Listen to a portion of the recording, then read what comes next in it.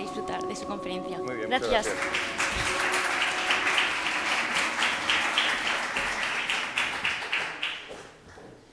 Bueno, pues vamos allá. ¿Se oye bien, verdad? Sí, bueno.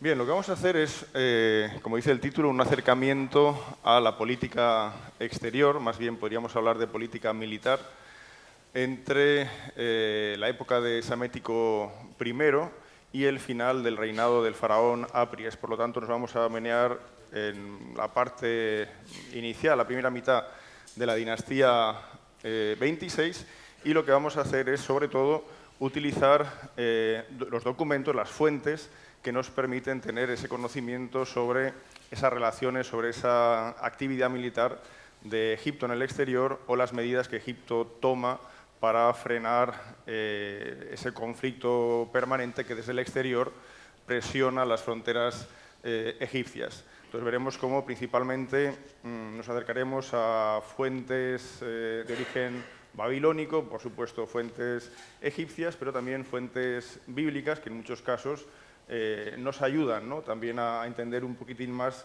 estas cuestiones políticas.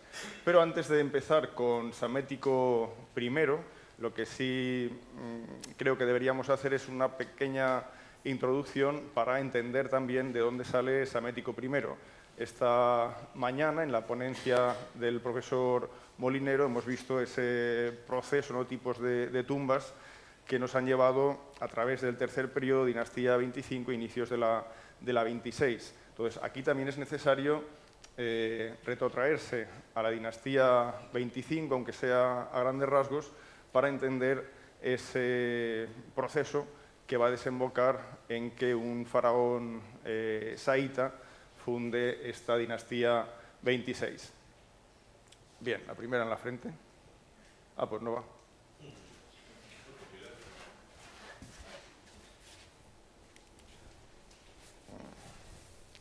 A ver. Ahora.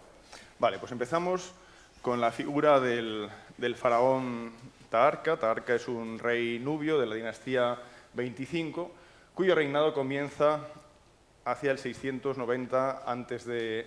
Digamos que el reinado de Taharka es, bueno, pues dentro de la dinastía nubia, dentro de la dinastía 25, sin duda es uno de los que muestran esa fase de esplendor del dominio nubio. Sin embargo, coincidiendo con la parte final del reinado de Taharka, vemos cómo el poder asirio ya se ha convertido en una clara amenaza para Egipto. Por supuesto, antes del reinado de Taharka, Asiria ya ha sufrido un proceso de expansión que le ha llevado al levante mediterráneo y que le ha llevado hasta el Nahal Musur, hasta la propia frontera de Palestina con Egipto. Pero es justo en este reinado cuando ese poder asirio va a dar un paso más, va a intentar invadir el país de las dos tierras. Y el primer monarca asirio que va a tener ocasión de realizar un avance en ese sentido va a ser el que vemos en pantalla. Este es Esarhadón.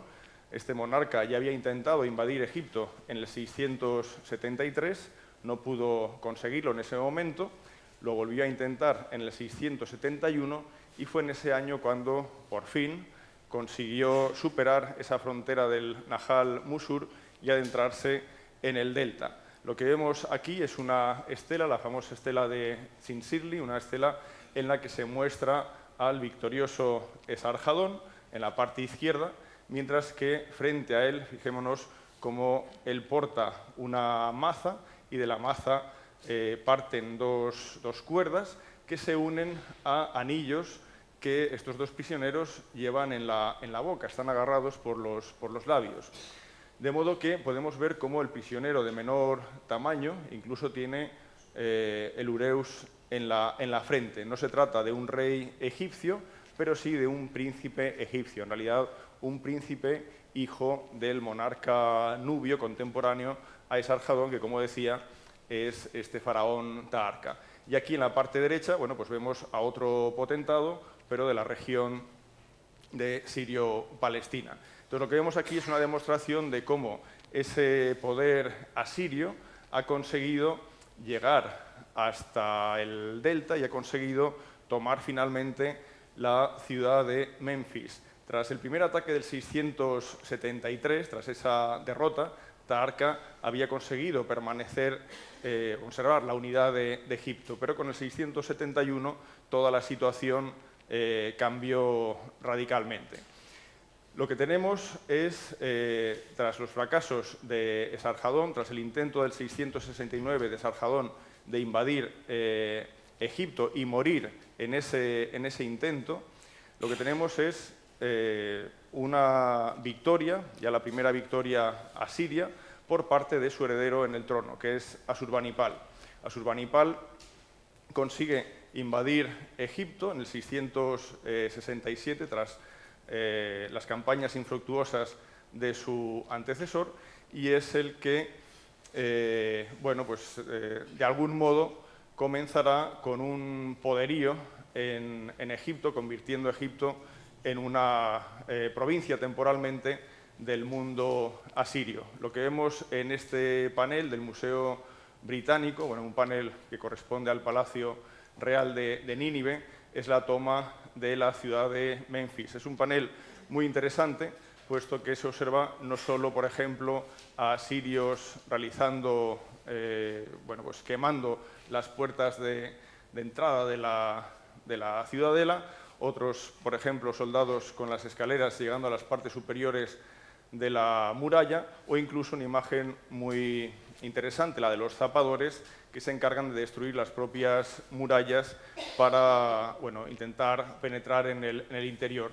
Pero paralelamente también podemos comprobar cómo la población egipcia abandona la ciudad, vienen cargados con todo tipo de enseres, con incluso los niños, la familia, y por otro lado, por supuesto, vemos a los asirios, por una parte unos llevando cabezas cortadas de soldados nubios y por otra parte otros nubios, se identifican fácilmente por cómo han sido representadas sus cabezas, otros nubios que, como vemos, llevan grilletes y están siendo sacados de la ciudad como prisioneros.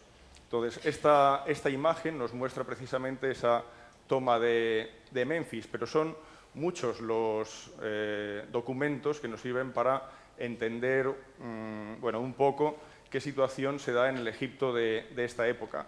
Uno de los documentos más famosos es el cilindro Rassam. El cilindro Rassam son unos anales pertenecientes a Asurbanipal y aquí se nos informa detalladamente sobre la situación que tenemos en Egipto durante esas campañas o esos primeros años de reinado de Asurbanipal. Aquí, por ejemplo, en esta parte del cilindro se dice que los reyes, príncipes, gobernadores que habían sido instalados por Esarhadón, por el padre de Asurbanipal, en Egipto, una vez él había conquistado el país, desertaron de sus puestos, dice el texto, ante el avance de Tarku, es decir, de Taharqa. A pesar de eso, a pesar de esa rebelión, nos cuenta Asurbanipal que él los reinstaló en sus cargos previos. Es decir, él nos está recordando, por una parte, la invasión de Egipto de su padre, pero por otra parte nos está recordando cómo él también tuvo que recuperar Egipto después de esta rebelión. Es muy interesante ver cómo en este cilindro se hace un listado realmente pormenorizado de los grandes potentados egipcios que en esta época conducían, ¿no?, la política de cada una de las grandes ciudades del país. De toda la larga lista vale la pena quizás marcar solo algunos ejemplos. El último de esta lista lo podemos reconocer como Montuemhat, que es el potentado que gobierna no solo Tebas o la Tebaida, en realidad tiene influencia sobre un gran territorio en esa parte del Alto Egipto. Él es alcalde de Tebas, es cuarto sacerdote de Amón, pero tiene mucha influencia, mucho poder en esta región. Después, por ejemplo, también podríamos indicar el caso de Namert o Nimlot en Hermópolis, que nos recuerda el nombre de otro personaje, el mismo, que aparece, por ejemplo, en la época de la Estela de la Victoria del rey Nubio Pille. Si vamos a este otro personaje, en Busiris vemos cómo siguen habiendo potentados que utilizan el nombre de Sheshonq. Este es un nombre muy repetido, muy habitual, un nombre de origen libio que vamos a encontrar en numerosísimas ocasiones en ese contexto de la dinastía 22 en adelante, como es en este caso en esa época final de la dinastía 25. Y lo mismo, por ejemplo, en Tanis. Sabemos que en esta época vive un Padibastet o Betubastis. En Atribis, por ejemplo, se reconoce en la lista a un personaje llamado Bakenranef, que pronto será eliminado en una de las confrontaciones que van a tener lugar en breve.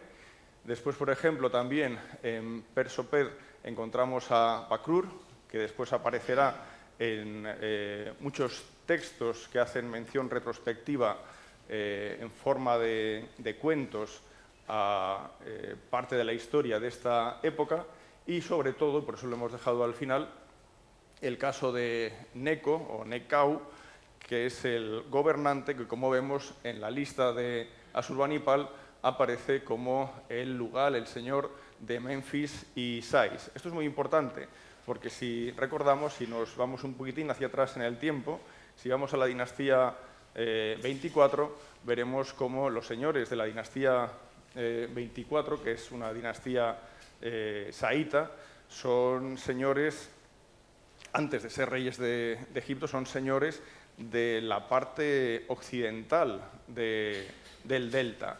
Y, de hecho, en los títulos muchas veces aparecen como los gobernantes del oeste o príncipes del oeste. Entonces vemos cómo, incluso en este tiempo, y han pasado varias décadas desde la desaparición de Tefnacht y todos los suyos, bueno, pues vemos cómo Nekau sigue siendo un gran potentado del delta occidental. ¿Por qué? Porque tiene Memphis, tiene Sais, pero también tiene toda la unión, ¿no?, territorial entre esas dos plazas. Entonces, todos estos grandes de Egipto, como dice el texto de Asurbanipal, conservan su posición en Egipto a pesar de esos actos de rebelión que habían tenido tras la toma de Egipto por parte de Esarhadón y el momento en que Asurbanipal toma Egipto en ese 667. Después tenemos también otro texto dentro de la amplia información que nos ofrece el cilindro Rasam, y es el siguiente. Dice que estos potentados egipcios enviaron mensajes a Taharka, el rey de Kush, en el momento en el que Asurbanipal dominaba Egipto, para llegar a un acuerdo. Y el acuerdo era que todos tuvieran un entente cordial, una paz común entre todos ellos, para así conseguir la división del país entre ellos, de modo que ningún extranjero tuviera poder sobre Egipto, repartirse entre ellos el país y de algún modo seguir con lo que había sido el Egipto anterior, del tercer periodo intermedio, en el que varios reyes gobernaban Egipto de manera contemporánea y varios grandes de los grupos libios, también de hecho eran independientes, sobre todo en la región del delta. Entonces, este es el acuerdo que se busca por parte de los potentados egipcios en esta época de Taharka, tras la invasión de Asurbanipal, pero ese plan es detectado por los asirios y esto va a provocar, bueno, pues una serie de ajusticiamientos que van a producir que muchos de esos grandes sean asesinados. Aquí, por ejemplo, vemos cómo Asurbanipal no solo se refiere al conocimiento del plan de rebeldía y al arresto de estos reyes y demás potentados, sino que también se indica cómo especialmente hay tres lugares mencionados. Sauk se refiere a Sais, después Pindid, que es Mendes, y Saúl, que es Pelusium, bueno, pues 3 lugares especialmente significativos donde se ha producido la rebelión y donde los asirios quieren bueno, pues dejar constancia de su poder realizando esos ajusticiamientos. Entonces, por ejemplo, se dice que los cuerpos de estas gentes fueron colgados de estacas, desollaron sus pieles y cubrieron los muros de las ciudades con ellos. Es decir, actos atroces, actos llamativos, pero que de alguna manera, bueno, de alguna manera no, evidentemente, servían para amedrentar a otras ciudades que, bueno, en algún momento podrían pensar en hacer frente al ataque asirio. Ante estas medidas, bueno, pues con más facilidad se abrían las murallas de posibles ciudades rebeldes. Pero lo interesante en este punto es que, a pesar de haber capturado a estos reyes o potentados egipcios que, desde la perspectiva asiria, habían traicionado al poder asirio, a pesar de esto, tiene clemencia, como dice el texto, de Necau. Y claro, recordemos que Necau, precisamente, Necau es el padre de Psamético I, Necau, precisamente, como decía, es justo el más poderoso de los potentados del delta. Él es el heredero del Principado del Oeste, por lo tanto tiene un amplio territorio. Recordemos que en ese cilindro se decía que él, antes de este problema, estaba gobernando sobre Memphis y sobre Sais con la autorización de Asiria. Por lo tanto, probablemente esto es una medida que toma Asurbanipal para bueno, pues, conceder esa segunda oportunidad al más importante de los potentados, porque de ese modo seguramente pretende asegurar que los demás señores del delta bueno, pues entiendan que esta es la mejor situación que se puede dar, ¿no? Entonces dice que envía de vuelta a Necau, vamos a llamarle Necau I para diferenciarlo del siguiente rey, envía de vuelta a Necau I a Karbel Matati, que es el nombre asirio de la ciudad de Sais, y por otra parte aparece otro personaje, y aquí ya entramos en materia, que es Nabusezibani, que es el nombre que utilizan los asirios para designar a Psamético, el que se va a convertir en breve en Psamético I. Y esto es interesante porque a este Psamético, al hijo de Necau, lo coloca como señor en Limiri Shak Asur, que es el nombre que utilizan los asirios para designar la ciudad de Atribis. Y claro, esto sí que es muy importante, porque Atribis está en la parte inferior del delta, centrado, de modo que si Necau I y su hijo tienen Memphis, Sais y Atribis, pues realmente tienen un territorio bastante grande del delta. El delta del oeste, como decíamos antes, pero una zona muy importante del delta. Y esta es la situación que se va a dar tras ese acto de rebelión que es suprimido por Asurbanipal. Entonces, si ahora vemos en un mapa, si señalamos en un mapa estas 3 localidades, Sais, Atribis y Memphis, comprendemos realmente que ese reino del oeste que se veía en los inicios de la dinastía 24 ha permanecido en el tiempo en manos de los señores de Sais, a pesar de la dinastía nubia y a pesar de la llegada de los asirios a Egipto. Claro, llega un momento en que Taharka, que ha sido derrotado por el rey asirio, bueno, tiene que retroceder hacia su dominio original, que es el dominio nubio. Él muere en el 664 y es enterrado en una pirámide en la necrópolis de Nuri. Entonces, una vez desaparece Taharka de escena, le sucede este otro monarca nubio, que es Tanutamón.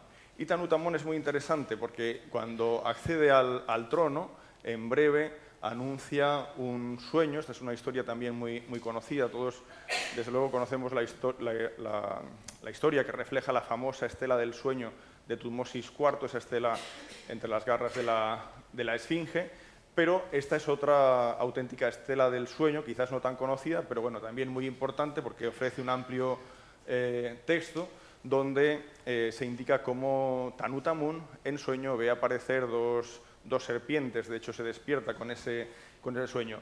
Y las serpientes son reconocidas por una parte, una como el reino que posee, que es ese reino nubio, y por otra parte la segunda serpiente que él había visto en el sueño se interpreta como ese reino que fue nubio, pero que ahora no lo es porque han invadido los asirios. Recordemos siempre que los nubios, cuando los vemos, por ejemplo, en los relieves de la dinastía 25, llevan no una, sino dos cobras en la frente, no como los faraones egipcios. Recordemos que esto es la señal de su dominio sobre Egipto, pero también sobre Nubia.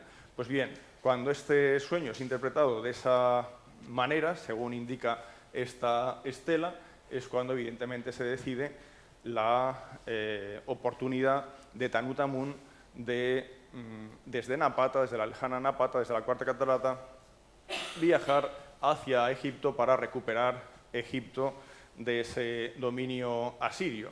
Pero recordemos que es un dominio asirio en el que Asurbanipal ha dejado a potentados egipcios, pero sobre todo a unos especialmente que son el origen de la dinastía 26, los más poderosos del Delta. Bueno, pues en esa invasión que ahora, o en esa reconquista que ahora realiza el faraón nubio Tanut Amun, se alcanza el objetivo de conquistar Menfis. Se dice en la estela del sueño que los rebeldes lucharon contra Tanut Amun, pero fueron derrotados. Se habla de una carnicería, etc. Pero después también se observa en la estela cómo los potentados del país van acercándose a Tanut Amun para ofrecerle pleitesía. Por lo tanto, Tanut Amun ha conseguido reconquistar nuevamente Egipto y expulsar a ese elemento asirio que por unos años había subyugado el país. De hecho, fijémonos también cómo se indica en la estela del sueño, cómo hay un personaje que es el jefe del nomo de Persóped, es un nomo del Bajo Egipto, creo que es el número 20 del Bajo Egipto. Bueno, es un nomo que está en la zona este del delta. Él le dice: tú matarás a quien desees y dejarás vivir a quien desees, pues nadie reprochará a un señor por sus buenos hechos. Es decir, es una manera de confirmar a Tanut Amun como el monarca de los monarcas en Egipto, como el gobernante legítimo de Egipto. Heródoto, que en realidad es otra de las fuentes que podemos utilizar para reconocer algunos de los hechos que se producen en esta época, dice que al tal Samético, dice que anteriormente había huido del etíope Sábaco, se referirá a Shabaka, pero esto es un error por parte de Heródoto, porque esto no tiene lugar.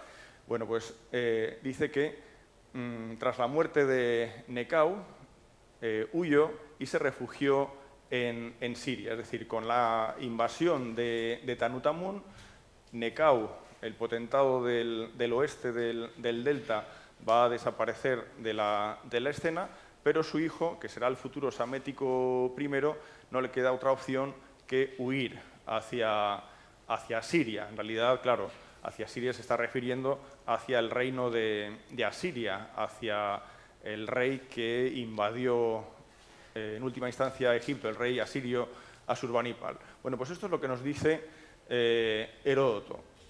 La situación que tenemos, por lo tanto, es la de un reino que en estos últimos años, desde finales de los 70 a principios de los años 60 de ese siglo VII, está sufriendo mucha inestabilidad con la llegada de invasores asirios, con la recuperación del país por parte de los nubios. Bueno, así vamos a verlo en varias ocasiones. hasta que nuevamente vamos a encontrar una invasión asiria efectuada por el mismo rey, una invasión que esta vez va a ser muy dolorosa.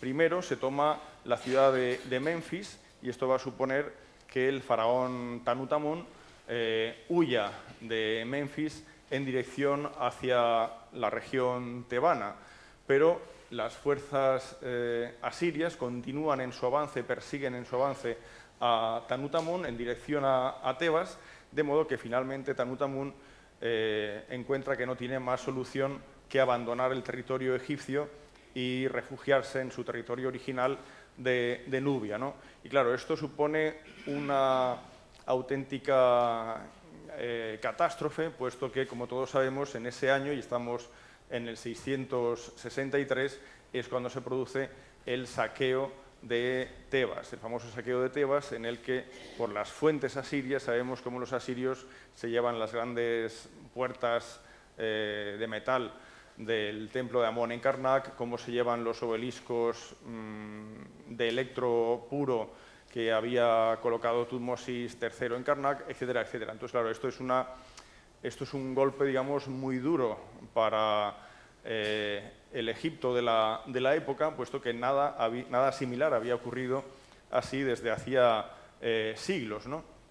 Entonces, en este momento, como decía, Tanutamun se refugia en el reino de Nubia, en su reino original, pero a pesar de esa intervención asiria, el señor del oeste, que ahora es Samético, va a comenzar a fortalecer su posición en el país.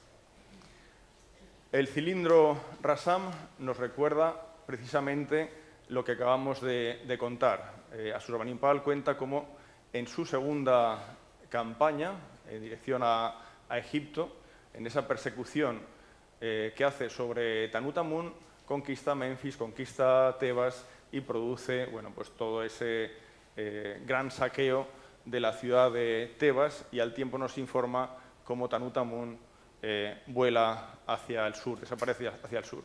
Sin embargo, tenemos una fuente que ahora veremos, una fuente ya más tardía, que se escribió en la época de Marco Aurelio y de Vero, en el siglo II, Estratagemas, una fuente en la que se nos comenta que Tanutamun aún intentó otra vez recuperar el territorio perdido. Es bueno, pues la única fuente que nos detalla un poquitín este intento de reconquista por parte del faraón nubio. Pero en esa fuente ya no se nos dice que Tanutamun se enfrente contra el poder asirio. Aquí ahora el que va a hacer frente al nubio Tanutamun es el propio Samético.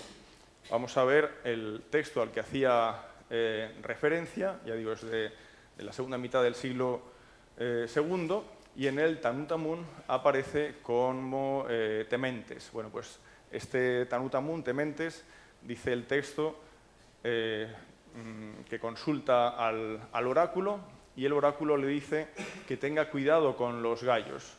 Claro, cuando Tanutamun, según el texto, recibe ese mensaje, él no entiende o nadie sabe interpretar qué se quiere decir con que tenga cuidado con los gallos. Sin embargo, Samético, que es el que se enfrentará a Tanutamun, sí que reconoce el valor del oráculo al identificar que esos gallos en realidad hacen referencia a carios, soldados carios, que tenían como elemento distintivo, según el texto, plumas en sus cascos. Es decir, los carios eran los gallos que aparecen en el oráculo. Entonces, Samético entiende que si Tanutamun debía tener miedo de los gallos, armando su ejército con carios, Samético haría bueno el oráculo y vencería a Tanutamun. De modo que puso a su servicio un gran número de carios y finalmente, como se dice en las estratagemas de guerra, Tanutamun fue derrotado. Entonces, ahora sí, ya es cuando vemos que ese poder nubio se retira, pero no totalmente de Egipto, se retira de la región del delta y posiblemente de parte del Alto Egipto, pero es absolutamente seguro que la mitad sur del Alto Egipto aún sigue en poder o bajo una gran influencia del mundo nubio de Tanutamun. Después, por ejemplo, Heródoto también hace referencia a esa amistad, esa alianza que toma Psamético I con el mundo griego. Habla de las alianzas con los jonios, con los carios.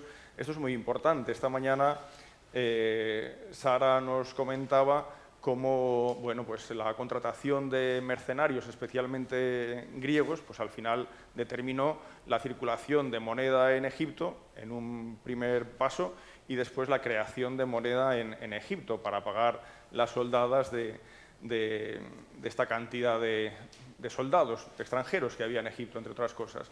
Pues bien, lo que vemos aquí es cómo con Psamético I, desde luego, se inicia una tradición que se va a prolongar durante muchos siglos, no ya en Egipto, sino en todo el Próximo Oriente, y es la contratación de mercenarios griegos. Pues bien, con estos jonios y carios, dice Heródoto que Psamético fue capaz de derrotar a los reyes.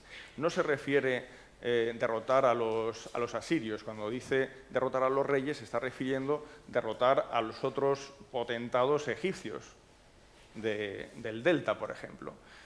En este sentido, vale la pena recordar la famosa estela de la victoria de Pille. Tenemos que retrotraernos en el tiempo unas décadas. Más o menos aquí estaríamos en el 730 a.C., por lo tanto, más o menos unos 70 años antes. Pero es que 70 años antes de este suceso que acabamos de contar, como decía, la situación de Egipto, a grandes rasgos, era similar, con muchos potentados claramente independientes o semi-independientes, grandes de los Ma, pero también incluso muchos potentados que utilizaban el título real. Por ejemplo, recordemos a Nimlot de Hermópolis, o Peztavihuastet de Heracleópolis, o Yuput de Leontópolis, o, por ejemplo, Osorcón del reino de Tanis Bubastis, ¿no? Pues bien, esta situación que tan bien queda reflejada, fijémonos con esos grandes de los Ma, que también queda reflejada en la estela de la victoria de Pille, tiene su ejemplo, ¿no? su reflejo, también en este momento en el que Psamético I va a comenzar a reunificar bajo su cetro el territorio egipcio. No solo valía derrotar al nubio, a su vez había una labor mucho más complicada, probablemente, que era hacerse con el poder derrocando a estos otros señores. En este mapa, por ejemplo, podemos ver con el juego de colores cómo Psamético I necesitó, en realidad, desde su año 1 de reinado, necesitó varios años para conseguir primero la unificación del delta.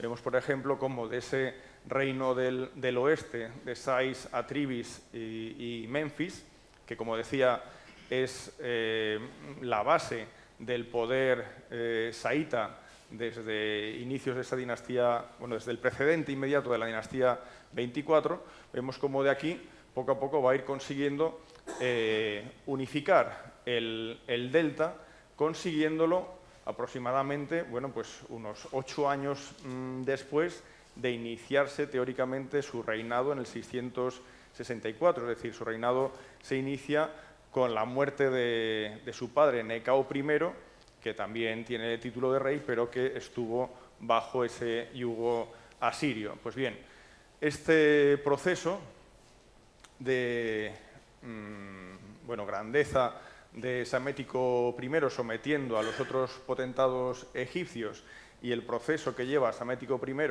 a desprenderse del yugo asirio, también por fortuna es reflejado en el cilindro Rassam, en este largo texto de Asurbanipal. Entonces, por ejemplo, Asurbanipal, haciendo referencia a su tercera campaña militar, habla de Gugu. Dice, Gugu envió sus tropas en ayuda de Pishamilki. Gugu es el que conocemos nosotros como Giges, el rey Giges de Lidia, que también se ha mencionado en relación a esa posible primera acuñación de moneda. Y por otra parte, Pishamilki corresponde a Samético. Entonces, claro, esto es muy interesante porque vemos cómo en una fase temprana del reinado de Samético I, y probablemente, esto no es seguro, pero probablemente antes de que Samético I haya reunificado todo Egipto, es decir, haya incluido el Alto Egipto dentro de su poder, antes de que esto se produzca, es posible que se haya creado ya una alianza con Giges, de modo que éste proporciona tropas, mercenarios, a el rey Saíta. Y a continuación nos dice Asurbanipal que el rey de Egipto había dejado de lado el yugo de mi soberanía. Por desgracia, no tenemos más datos al respecto. O sea, es difícil saber exactamente en qué año podemos decir que Samético I ya prescinde del poder asirio. Es difícil simplemente porque no tenemos documentación sobre este aspecto, aunque evidentemente es algo que ha de suceder durante los primeros años de reinado de Samético I. En Egipto también vemos cómo a partir de mediados del siglo VII, es decir, dentro de lo que es el inicio del reinado de Samético I, empiezan a aparecer, sobre todo en las regiones más septentrionales, muchas estelas con inscripciones carias. Claro, estas estelas son un indicador de que hay una presencia de mercenarios, de soldados carios en Egipto, bueno, y también de otros griegos, pero esto es muy importante, se ve a partir de ahora y cada vez va a ir tomando más fuerza. En la estela de la adopción de Nitocris se nos recuerda lo que se entiende como el proceso que conduce a que pacíficamente el Alto Egipto quede en manos de Samético. Y si esto se produce es porque a partir de este momento el poder nubio ya ha cedido, bueno, pues su último enclave de influencia dentro de Egipto. En esta estela de la adopción de Nitocris se habla de la princesa Nitocris, de cómo ella viaja desde Sais a Tebas. Ella es hija de Samético I, ella va a ser adoptada por la divina adoratriz de Amón, es decir, aquí vamos a tener de repente tres mujeres, Sepenupet II, Menirdis II y ahora esta hija de Samético I, Nitocris. Y claro, este viaje en el año 9 de reinado de Samético I, en el 656, este viaje también es muy interesante porque no solo nos sirve para imaginar un poco toda esa tropa, toda esa gran cantidad de naves vistosas que durante pues, casi 2 semanas van a viajar hacia Tebas, sino también por el hecho de que grandes potentados como el de Heracleópolis, Emataui Tefnag, participan también de esa venida de la princesa Saíta, es decir, que vemos como muchos potentados, desde luego, se han aliado a Samético I y permiten la reunificación del país. Bueno, de modo que finalmente Nitocris llega a Tebas y aquí la estela de la adopción nos aporta también un texto muy interesante y que de algún modo pues intenta un poco definir la política que quería seguir Samético para ganarse la confianza de los grandes poderes que inevitablemente existían en Egipto. Él dice, yo no haré lo que de hecho no debería hacerse, y lo que no debería hacerse es expulsar a un heredero de su sitio. Esto lo dice porque perfectamente podría haber instaurado a su hija, a Nitocris, como directamente divina adoratriz del dios Amón. Sin embargo, no va a hacer eso. Va a respetar a Sepenupet II y va a respetar a Menirdis II, la hija de Taharka, en Tebas.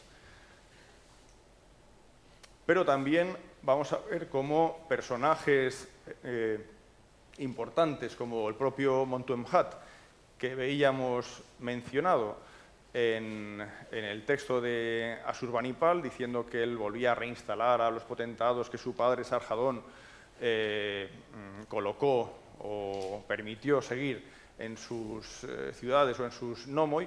Bueno, pues vemos cómo este gran potentado, que era Montuemhat, que ha superado a los nubios y que ha superado a los asirios, es decir, ha permanecido en el poder a pesar de distintos de faraones de distintos orígenes. Bueno, pues ahora, con la llegada de Psamético I, él va a seguir gobernando en esa ciudad de Tebas. Por lo tanto, se busca ese acercamiento.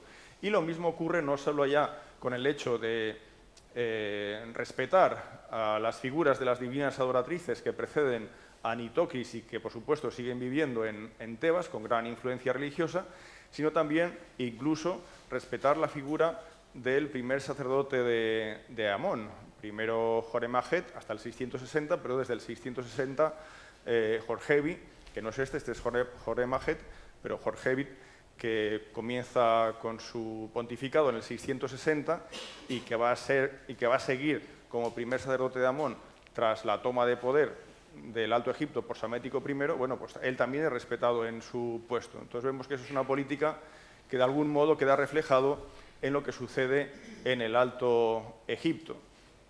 Hemos dicho, por lo tanto, que desde este año de 656 se puede dar por finalizada la reunificación de Egipto bajo el cetro saíta, con lo cual ya vemos cómo el poder nubio, Tanutamun, había tenido que abandonar la región de la primera catarata y volver a su reino original con centro en Napata. Tanutamun probablemente muere hacia el 655, pero con él no finaliza, por supuesto, la dinastía de reyes nubios. Esa dinastía seguirá muchos siglos. Tras él vemos a Atlanersa y después muchos otros reyes. O sea que ese poder nubio, aunque en este momento no sea un peligro para los egipcios, bueno, pues es un poder nubio que va a continuar incólume al sur de la primera catarata.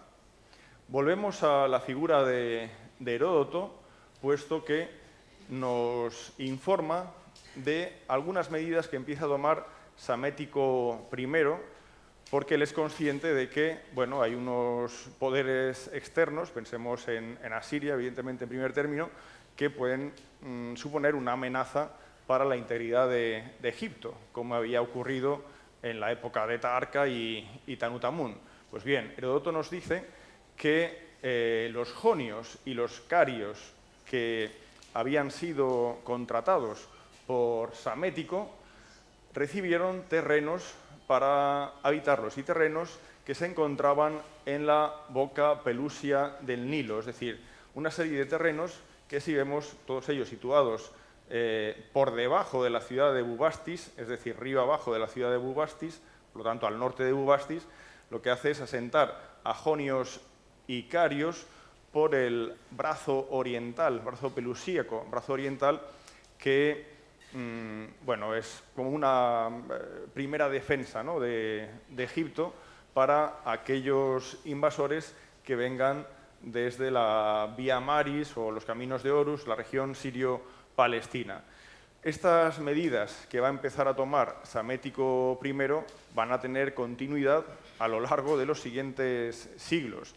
Hace apenas un par de días, bueno, pues me tocó hablar de Nectanebo II en una charla y casi lo que pude contar de ese periodo podría asimilarse a lo que vamos a ver a continuación, porque se repite el mismo modelo, el crear una serie de fortificaciones en el este del delta que supongan un primer muro que frene posibles invasiones, pero no solo eso, sino también el crear una auténtica red de pequeñas fortificaciones repartidas en otras ciudades del delta, un auténtico entramado que desde luego servía para proteger las distintas bocas del Nilo, ¿no? Entonces es una medida que veremos se repite a lo largo de este primer milenio y especialmente desde la época saíta.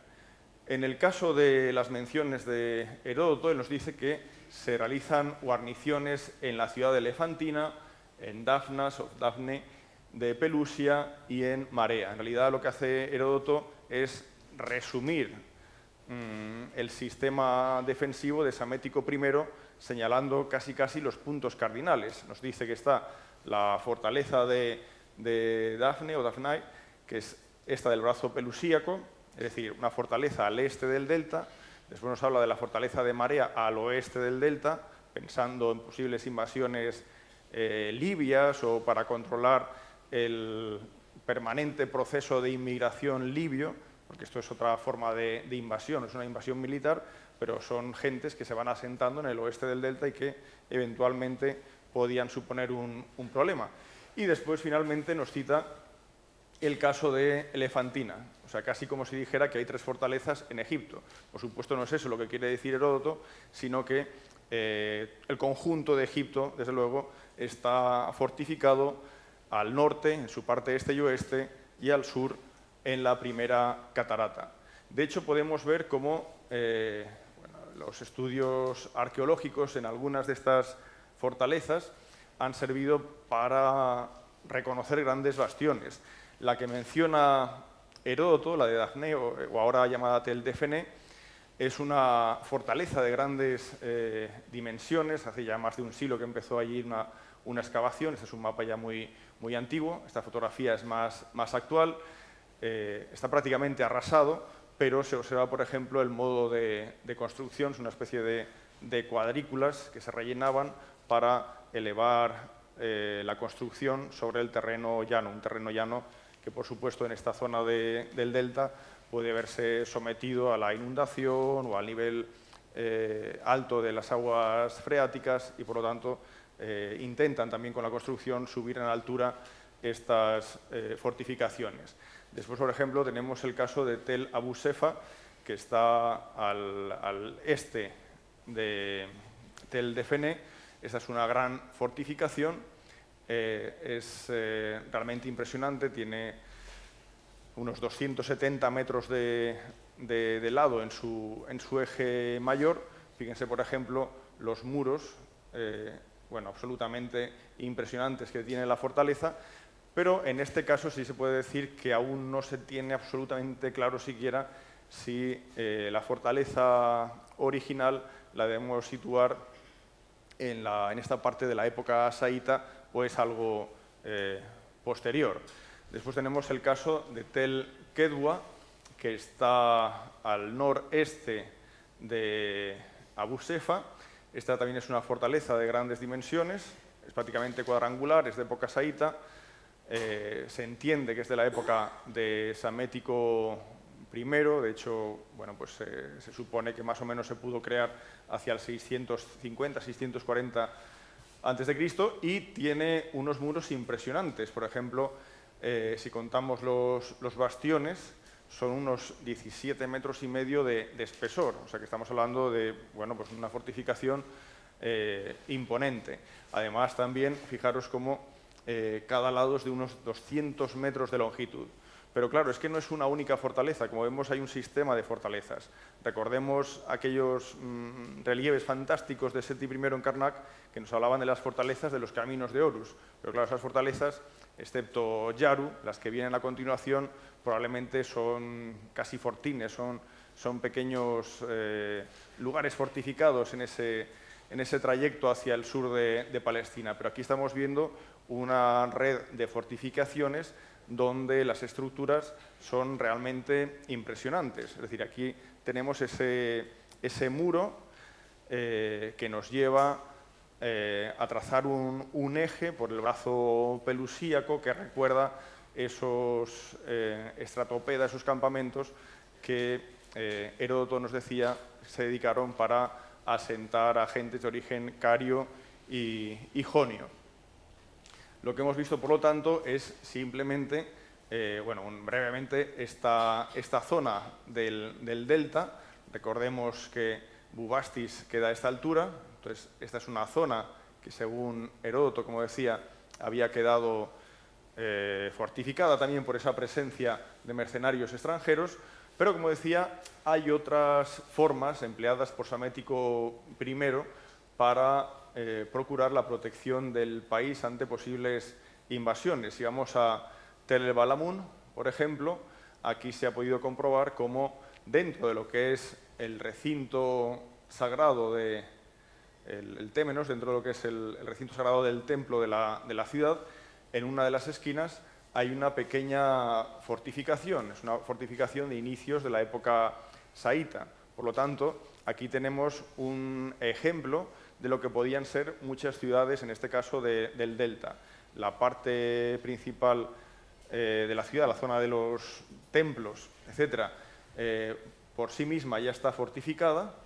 Imaginemos, pues no sé, imaginemos, por ejemplo, por poner un caso fácil, los grandes muros que podían rodear el templo de Medinet Abu, por ejemplo. Imaginemos muros de adobe de 20 metros de alto.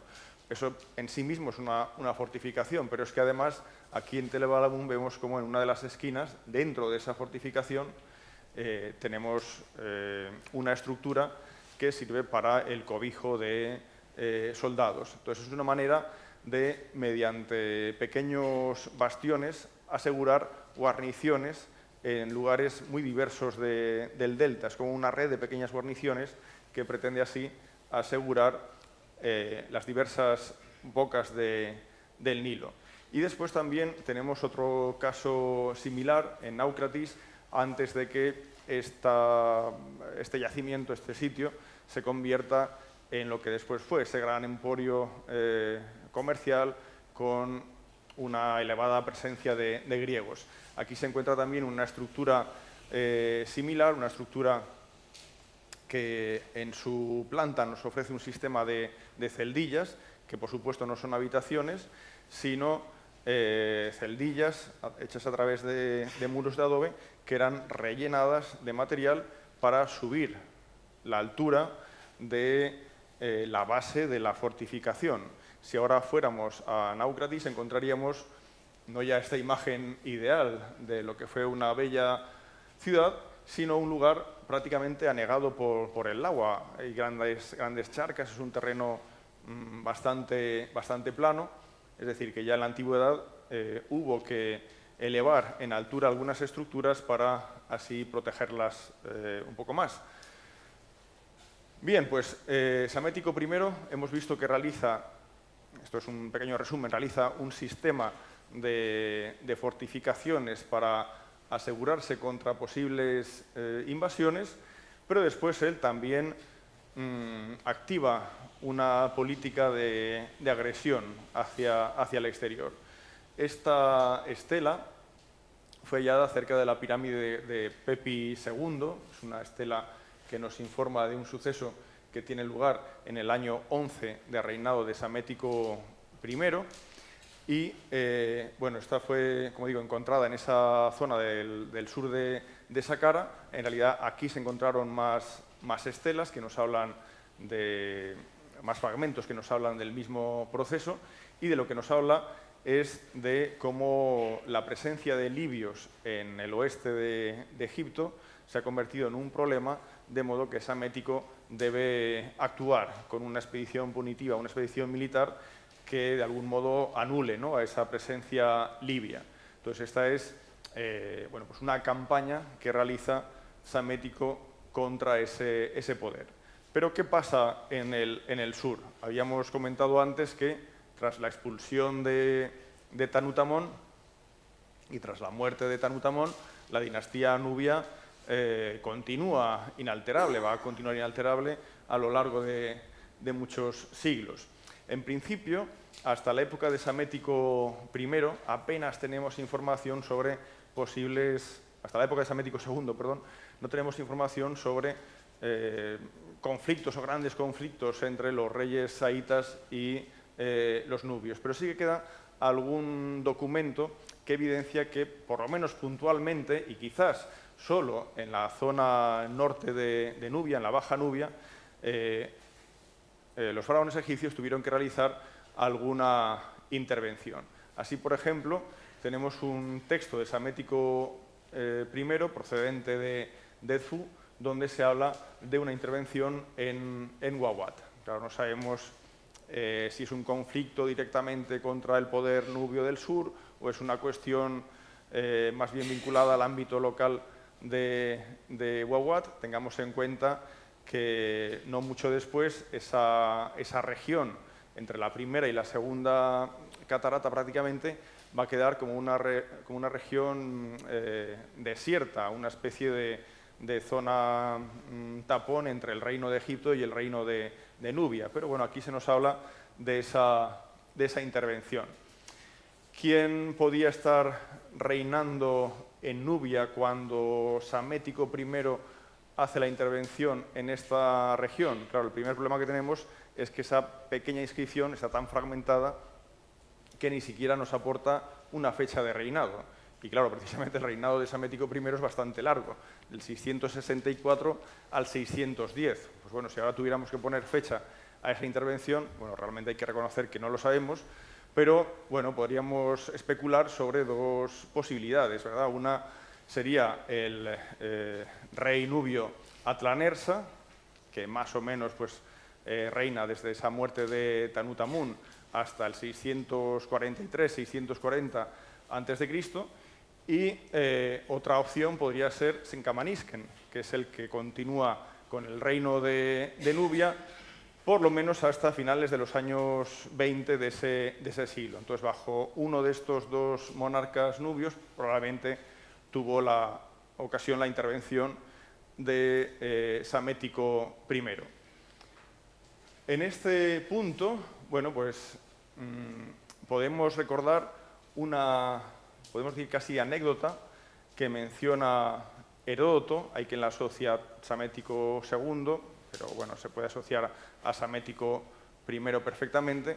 Nos habla de cómo en Elefantina, en el sur de Egipto, había bueno, una guarnición allí apostada, una serie de soldados egipcios que, siguiendo la costumbre, ¿no?, debían ser relevados al cabo de un tiempo. Parece ser que esos soldados permanecieron mucho tiempo en esta región, de modo que ellos deliberaron, nos dice Heródoto, y creyeron conveniente abandonar a Samético, abandonarlo pacíficamente, para irse a Etiopía. Claro, no tenemos ningún documento que nos hable de este hecho, más que el de Heródoto, pero también de autores clásicos. Por ejemplo, se nos dice que estos soldados egipcios que abandonan a Samético y prefieren irse a Etiopía, ayudan al rey de Etiopía, hemos de pensar no al rey de Etiopía, sino al rey de Nubia. Por lo tanto, si es de Samético I, tenemos que pensar o en ese Atlanersa que hemos mencionado, o en Senkamanisken, y que, bueno, pues finalmente fueron asentados en una región meridional de Etiopía, de Nubia. Bien, pues esto podría quedar como una anécdota. Dice incluso Heródoto que estos egipcios establecidos entre los etíopes sirvieron para que estos etíopes fueran humanizándose al aprender las costumbres egipcias, o sea que casi los pone como bárbaros. Pero el hecho es que, lo que decía, esta casi anécdota que nos recuerda Heródoto adquiere otro cariz cuando vemos cómo autores muy posteriores, por ejemplo, Estrabón, nos dice que gentes descendientes de estos llamados desertores fueron reconocidos en el sur de Nubia, pues, más allá de Meroe, fueron reconocidos por los exploradores que llegaban a esa región. Entonces, bueno, pues es una anécdota que quizás no lo sea tanto, quizás sí que tenga algún atisbo de historicidad. También Heródoto nos habla de otro suceso del que no tenemos información por parte de documentación egipcia, documentación contemporánea, al menos documentación explícita, y es el larguísimo asedio de la ciudad de Azoto, que corresponde a la ciudad de Ashdod. Por lo tanto, estamos dentro de esa zona palestina, ¿no? Bueno, pues nos dice que el asedio que sometió Psamético I a la ciudad de Asdod fue tan largo que es el asedio más largo que se conocía en toda la historia. Ya digo, desgraciadamente no podemos no ya corroborar ese largo asedio, que no tiene ningún sentido, sino sobre todo no podemos corroborar el asedio, la conquista de Asdod explícitamente mencionado en un documento. Pero sí que tenemos otras fuentes que nos sirven para determinar que realmente bajo Psamético I, y especialmente a finales de Psamético I, el dominio de Egipto volvió a consolidarse como en los tiempos, entre comillas, gloriosos del Imperio Nuevo, en la región sirio-palestina.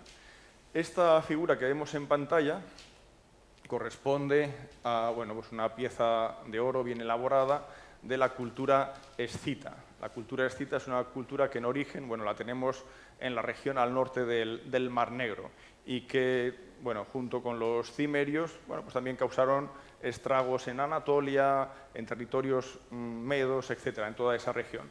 Pues bien, en un momento dado de este siglo VII a.C., en el momento en el que el poder asirio ya es frágil, tras la muerte de Asurbanipal y tras la guerra civil, podemos decir, que se produce en el reino asirio, y sobre todo también con la presión de los babilonios y los medos, pues Asiria llega a un momento en que no puede mantener su poder en la región palestina o sirio-palestina, toda esa banda que vendría desde el Líbano actual hasta la Palestina o sur de Israel actual.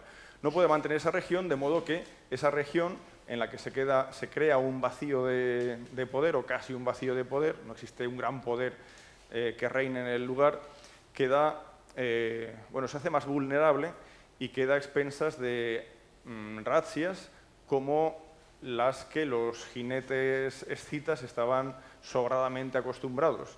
De modo que tenemos documentación que nos habla de escitas que recorren esa región y que incluso se llegan a enfrentar a Psamético I.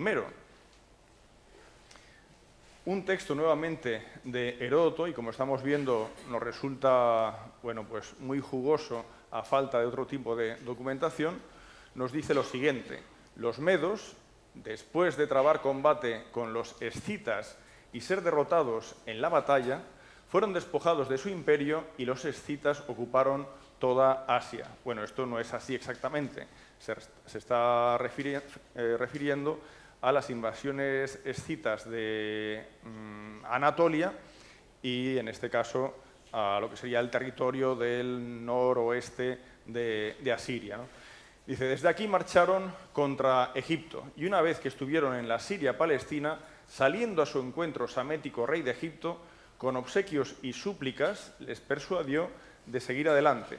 Con lo cual, Heródoto no nos dice que fueran derrotados por Psamético, sino que Psamético compró la marcha de los escitas. Recordemos que estos escitas, como decía, están acostumbrados a las razzias, a las campañas rápidas de saqueo, botín y vuelta a un lugar de origen. Con lo cual, aquí se evita, aparentemente, si seguimos esta historia, se evita ese conflicto con un Psamético que ofrece pues una serie de beneficios a los escitas para que se alejen.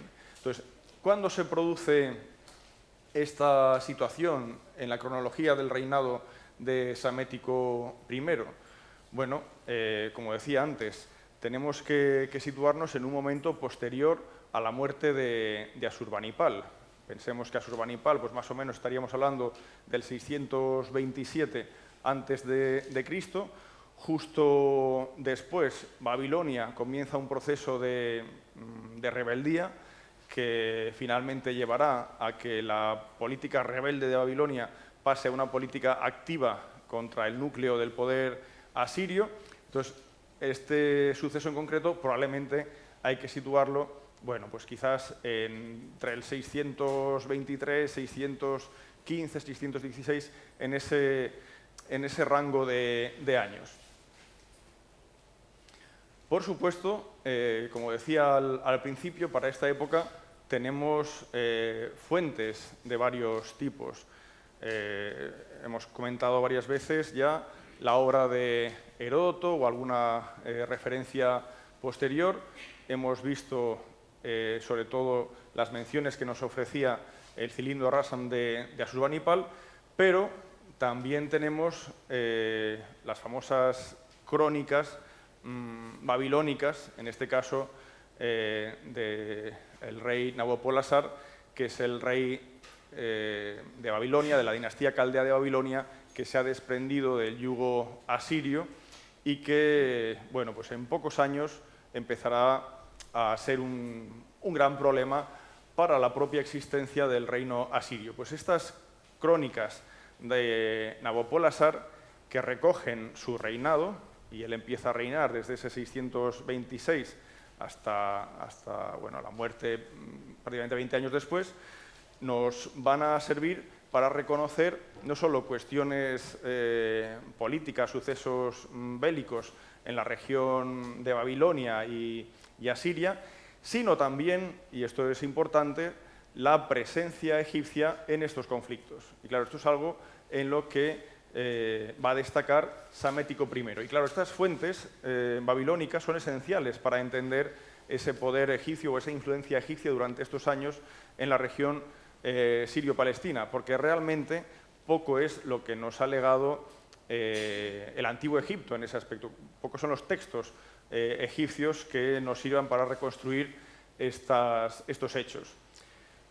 En esta tablilla, por ejemplo, que también pertenece a esas crónicas o anales del rey babilonio Nabopolassar, se dice que en su año 10, que corresponde al 616, habiendo él comenzado a reinar en el 626, el ejército de Egipto y el ejército de Asiria fueron tras el rey de Akkad tan lejos como Gablini.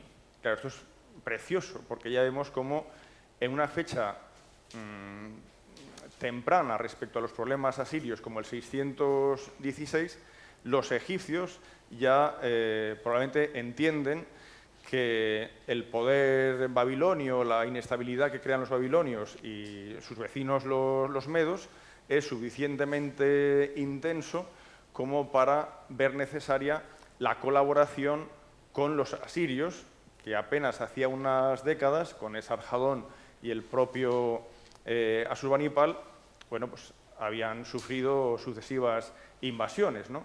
Si ahora observamos en un mapa a qué se refiere este suceso del año 616, comprobamos cómo las intervenciones del Egipto de Psamético I en este año 10 de Nabopolassar, bueno, pues le llevan a lugares lejanos como los que con gran gloria podría mostrar en sus textos el mismísimo Tutmosis III, ¿no? Entonces vemos cómo las tropas egipcias de Psamético I cruzan el Éufrates. Hay autores que incluso nos hablan de que esa intervención egipcia va más allá del sur de Harrán, pasado el Éufrates, y que incluso podrían haber colaborado con los asirios en los conflictos que paralelamente se estaban produciendo a orillas del Tigris. Al fin y al cabo, los dos grandes centros de poder asirio, religioso y político, Asur y Nínive, no están en el Éufrates, sino en el Tigris, ¿no? Entonces, claro, ¿qué quiere decir esto? Pues quiere decir que la intervención de Psamético en esta región lejana, como hacía siglos, bueno, claro, aquí nunca realmente, pero por ejemplo en esta región hacía siglos que ningún faraón se veía por esos territorios, ¿no? Bueno, pues ¿qué produce? Pues produce que Psamético I rellene ese vacío de poder que habían aprovechado eventualmente los escitas para hacer sus correrías. Es decir, Psamético I se va a aprovechar para reinstaurar un poder egipcio en el levante mediterráneo, con sus problemas, pero lo reinstaura y lo que vamos a hacer también es ver varios documentos que nos ayudan a entender cómo realmente el poder egipcio se sirvió de un sistema impositivo de colaboración por parte de las distintas ciudades de la región.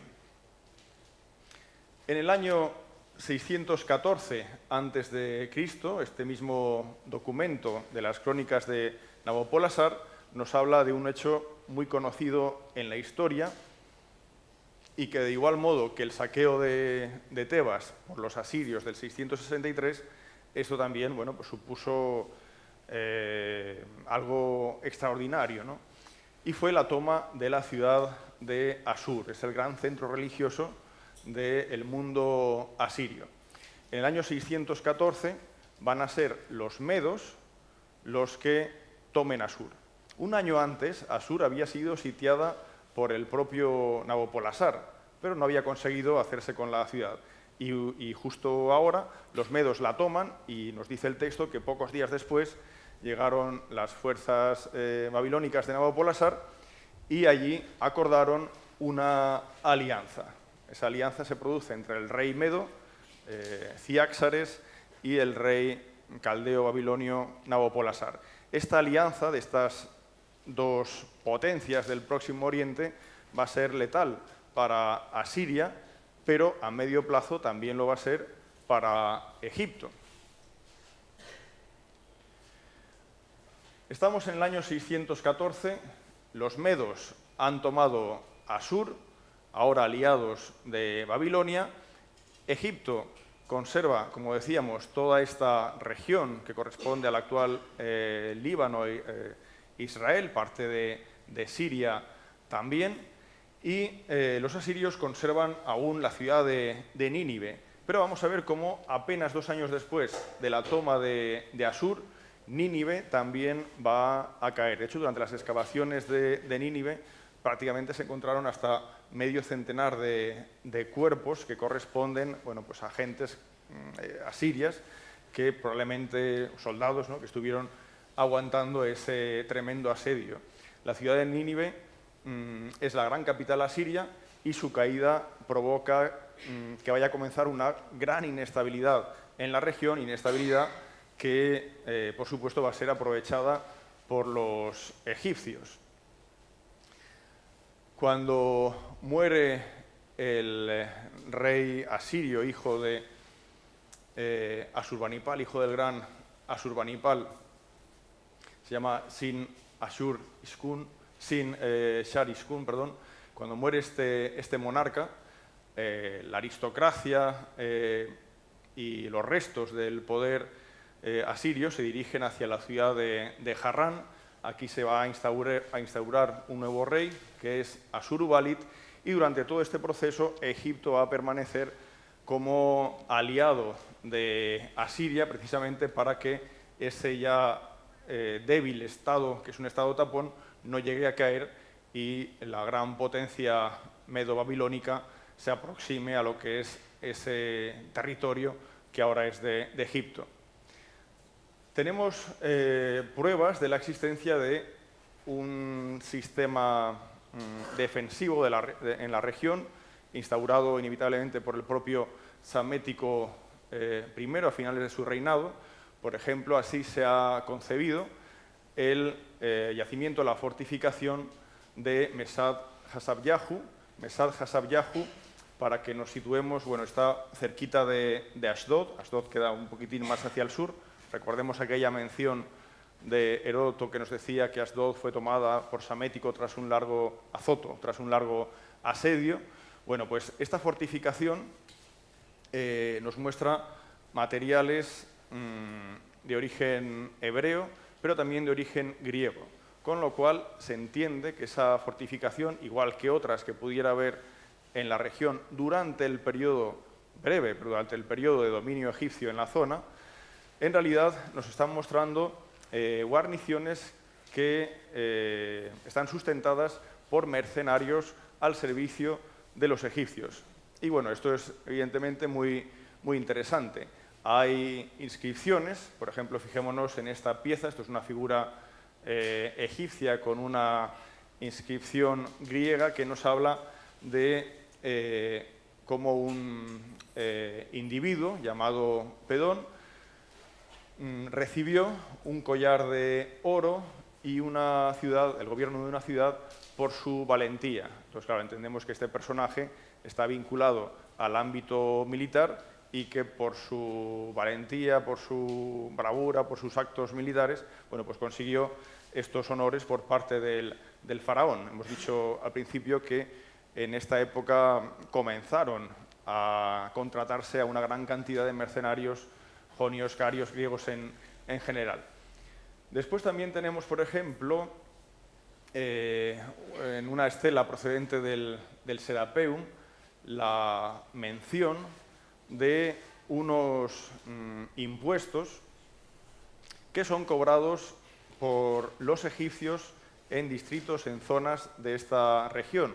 Pero la palabra que se utiliza para designar estos impuestos, o lo que estoy poniendo aquí como impuestos, baku, es un término que realmente es empleado no para un botín eventual de una ciudad que se rinde y paga una gran suma al vencedor, sino a auténticos impuestos regulares. Entonces, este pequeño documento, de algún modo, nos sirve para entender que realmente, como mínimo, desde el 616, es decir, cuando los problemas asirios son más que notables, como mínimo desde ese momento, Egipto ya domina la región sirio-palestina y ya ha creado un sistema impositivo regular. O sea, ya no es un botín de guerra, ya no es algo eventual, sino que hay una organización, una recogida de impuestos anuales, etcétera, como podía suceder en otras épocas. En este texto babilónico, del que ya hemos visto algunos fragmentos anteriormente, se dice que en el 610 a.C. los medos y los babilonios juntaron sus ejércitos y se fueron a Harrán. Recordemos que en Harrán ahora es donde residía Asurbanipal, que es ya pues, este último rey asirio que aguanta como puede su posición en esa parte del Éufrates. El temor del enemigo venció a Asurbanipal y al ejército de Egipto, que había venido a ayudarlo, esto es permanente en esta época, y abandonaron la ciudad. Se abandona Harrán, pero a pesar del abandono de Harrán, por los siguientes documentos que vamos a ver hasta el año 605, es más que evidente que Egipto sigue teniendo influencia en esta región, hasta la misma Carquemis, es decir, una posición muy septentrional como hacía, vamos, siglos que no se veía. Llegamos al año 610 y, bueno, Psamético I ya había tenido un largo reinado y ya le tocaba dejar paso a su heredero, a Necau II. Entonces sabemos, por un texto demótico muy posterior, que Psamético I había muerto y estaba siendo embalsamado en el momento en el que se produjo un eclipse de sol. El cielo se tragó el disco solar. Y claro, ese eclipse lo tenemos perfectísimamente documentado, puesto que es el único eclipse que se produce de sol, que se produce en Egipto en el 610, lo cual nos da con bastante aproximación el momento en el que Psamético ya estaba muerto.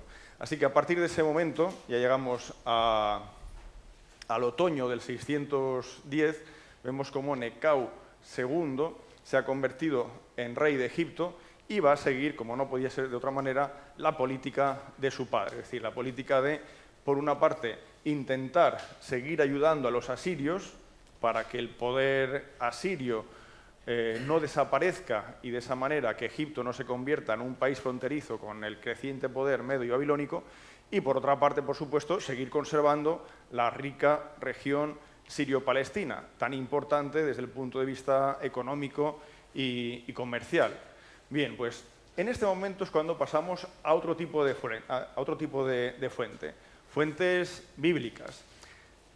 Así como las fuentes bíblicas para documentos del Pentateuco, bueno, pues hay que tomarlas de otra manera. Para el Antiguo Testamento, para libros como Crónicas, Reyes, bueno, y también profecías vinculadas a agentes como Ezequiel, profetas como Ezequiel, como Jeremías, etc., bueno, pues estos documentos tienen otro valor y pueden utilizarse más dentro de un contexto histórico y sobre todo cuando tenemos otros documentos egipcios o o babilonios que ayudan a seguir lo que aquí se dice, ¿no? Bueno, pues debo hacer referencia al segundo libro de Reyes, cuando se indica que en sus días subió Necau II, rey de Egipto, hacia el rey de Asiria, hacia Asurbanipal, situado junto al río Éufrates, y dice, en ese momento fue el rey Josías. Josías era rey de Judá, el reino de Israel ya hacía tiempo que había desaparecido, pero no así el de Judá. Bueno, pues Josías fue al encuentro de Necau en Megido y allí fue asesinado por Necau II. Bien, lo que usualmente se ha concebido como una batalla entre los egipcios de Necau II y el ejército del rey de Judá, Josías, que reina ya desde el 639, lo que usualmente se ha concebido como una batalla entre estos dos en el camino del ejército egipcio hacia la zona de Carquemish y Harran, en ayuda de los asirios, ahora, por algunos autores al menos, se ve de otra manera. Y es muy posible que esta otra manera sea la buena. Voy a explicarlo brevemente. En la versión hebrea de este texto, el modo en que se expresa el viaje, el traslado de Josías para su encuentro con Necau, el término que se expresa parece ser, yo no sé hebreo, pero parece ser que es un término no empleado en un contexto militar, no en un encuentro militar, sino en un encuentro pacífico, en el sentido de que Josías pudiera haber ido al encuentro de Necau II simplemente como aquel vasallo que va al encuentro de su rey pues para mostrarle pleitesía o donarle el tributo anual, lo que fuera, en este sentido. Y claro, esto es muy interesante porque si es así, está mostrando que el poder de Psamético I en esta región, bueno, pues es más grande de lo que pudiéramos pensar. No solo controla la vía maris, que la vía maris, como decía, es esencial desde el punto de vista comercial, pero también militar para enviar ejércitos a posiciones septentrionales.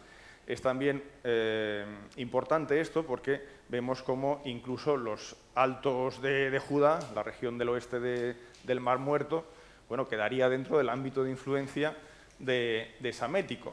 Claro, esto podría quedar en una simple interpretación de ese término hebreo, pero hay otras pruebas. Por ejemplo, en el sitio de Arad se han encontrado muchos óstraca donde se habla de los kitim, y los kitim es como aquí se mencionan a los griegos. Entonces se habla de ellos, o se entiende que en realidad tenemos en esta región griegos a los que el reino de Judá, las ciudades del reino de Judá, algunas de ellas al menos, están colaborando en su mantenimiento. Es decir, probablemente estamos hablando de mercenarios griegos asentados en ese territorio. Y por otra parte también tenemos una serie de sellos, no porque realmente no tenía ni una fotografía de los sellos de los que me gustaría hablar, no es pero esto decora. Sellos, este es de Ezequías, es anterior, pero bueno, si no lo hubiera dicho tampoco se hubiera notado. Bien, pues hay sellos muy interesantes porque por las fechas que portan y numerales hieráticos, en hierático, y por las fechas que portan, sabemos que indudablemente son del reinado de Josías. Claro, Josías, si reina desde el 639 al 609, que es cuando muere contra Necau II, básicamente ha reinado bajo el mandato de Psamético I. Y en estos sellos, bueno, en alguno de estos, también se hace mención al faraón de Egipto. Entonces, todo esto, a pesar de que son pocos documentos, nos pueden ayudar a pensar que realmente sí, Josías, el rey de Judá, pues posiblemente desde los años 20 de ese siglo, está ya en la esfera de influencia de Psamético I, pero en la esfera de influencia en el sentido de que es un posible vasallo de Psamético I. Si ahora vamos a Manetón, a pesar de bueno, pues todas las incoherencias que también tiene Manetón, nos vamos a la mención que hace de Necau, el segundo, de Necau II, dice que capturó Jerusalén. De esto no tenemos constancia de que capturara Jerusalén, pero a lo mejor podemos entender que la captura de Jerusalén es que el reino de Judá es vasallo del Egipto de la época. Podríamos entenderlo así si quisiéramos. Bueno, y llevó al rey Joacaz cautivo a Egipto. ¿Quién es este Joacaz? Cuando Psamético I mata a Josías, la aristocracia judaíta nombra a este monarca, pero este monarca, bueno, es depuesto automáticamente por Necao II, que se lo lleva a Egipto, y en su lugar pone a el hijo de Josías, que es Jehoiakim. Si ahora vamos al segundo libro de Reyes, vemos esta misma historia que nos menciona Manetón. Dice, Necao encadenó a Jehoacaz de Judá en Riblá. Probablemente lo que tenemos aquí es un viaje del rey instaurado por los judaítas que ahora busca acercarse, tras la muerte de Josías, que ahora busca acercarse a Necau, que sigue su marcha hacia el norte, para mostrarle esa pleitesía como nuevo rey de Judá. Pero en lugar de aceptarlo, como no ha sido nombrado, y esto casi es una costumbre que nos recuerda a textos del Imperio Nuevo, ¿verdad? Como no ha sido nombrado por el propio rey de Egipto, no lo acepta y lo coge prisionero. Y en su lugar, el rey de Egipto nombra a quien va a ser rey de Judá. Por eso dice el Antiguo Testamento que el rey de Egipto designó como rey a Jehoiakim, que era el hijo de Josías, y el otro, bueno, fue a Egipto prisionero, donde murió. Si ahora seguimos con la documentación babilónica, para el año 609 a.C., al año 17 de Nabopolassar, se dice que Ashurbanipal, rey de Asiria, cruzó el río Éufrates con un gran ejército de Egipto y marchó hacia Harrán para conquistarla. Esa ciudad que se había perdido poco antes, ahora con un ejército egipcio se intenta recuperar. Por eso fijémonos que estamos hablando de intervenciones egipcias en posiciones muy septentrionales en el Éufrates. Lucharon egipcios y asirios contra la ciudad, pero no lograron nada. Bueno, quedó la cosa como estaba. En este otro texto, otra tablilla con la crónica de Nabopolassar, se dice que para el año 606 a.C., este también es un hecho importante, el ejército de Necau II, el ejército de Egipto, marchó contra la guarnición de Kimuhu, hasta tomarla y derrotar a la guarnición que el rey de Babilonia había dejado allí. Si ahora vemos sobre un mapa dónde se están produciendo estos choques de trenes, pues fijémonos que estamos en el norte, en el alto Éufrates. Por tanto, estamos realmente muy lejos. Y una intervención egipcia tan lejana de su territorio es que realmente solo puede entenderse la viabilidad operativa de esa operación, solo puede entenderse si aceptamos lo que estamos intentando explicar, y es que realmente desde el final de Psamético I, Egipto había ordenado la región y había instaurado un sistema, bueno, pues que salvando las distancias podría recordarnos la época de control egipcio en el Imperio Nuevo de esta región.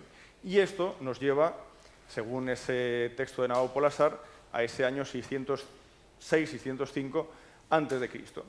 Pero en breve la situación va a cambiar radicalmente. Si vamos ahora a Jeremías, que es un profeta de la época, dice, el ejército del faraón Necau II estuvo sobre el río Éufrates en Carquemish, al cual batió Nabucodonosor, rey de Babilonia, en el año 4 de Jehoiakim. Esto equivale al 605 antes de Cristo. Jehoiakim, hijo de Josías, es decir, el rey que los egipcios habían colocado como monarca de Judá. En Saqqara se encontró un texto arameo en el que,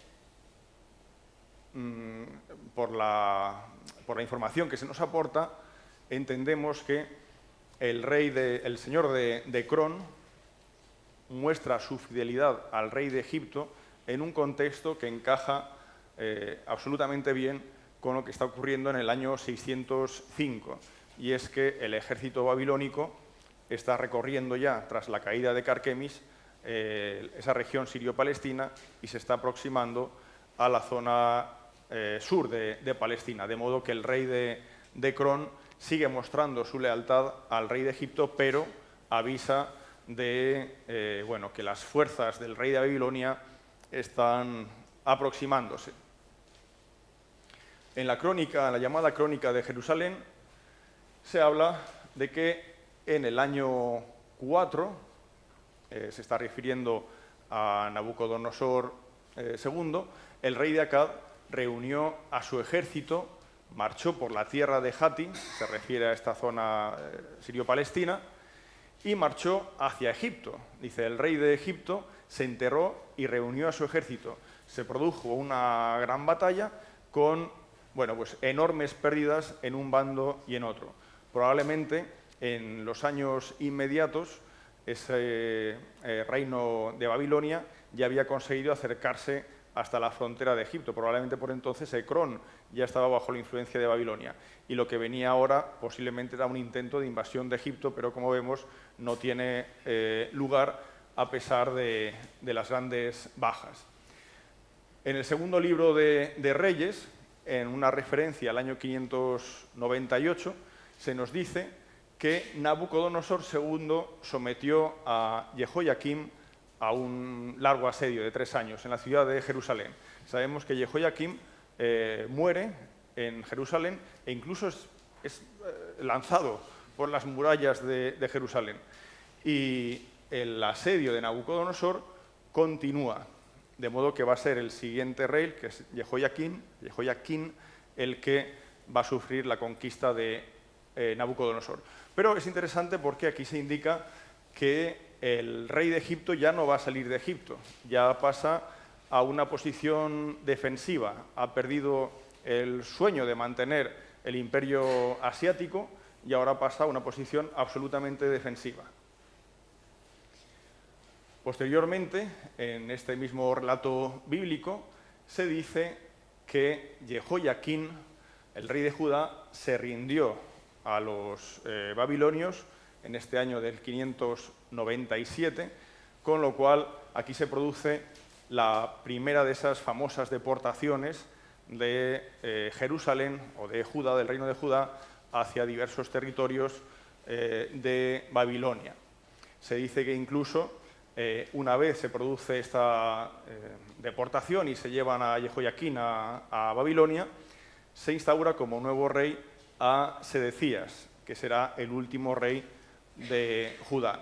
Si seguimos en la crónica babilónica, vemos también cómo se hace referencia, en este texto babilónico, se hace referencia al suceso que acabamos de comentar en el documento bíblico. Se dice que Nabucodonosor acampó contra la ciudad de Judá, contra Jerusalén, y que llegó a tomar la ciudad y al rey y puso a un nuevo rey. Y a partir de aquí tomó tributo de Judá. Se refiere a ese nuevo rey como Sedecías. Por lo tanto, en este contexto de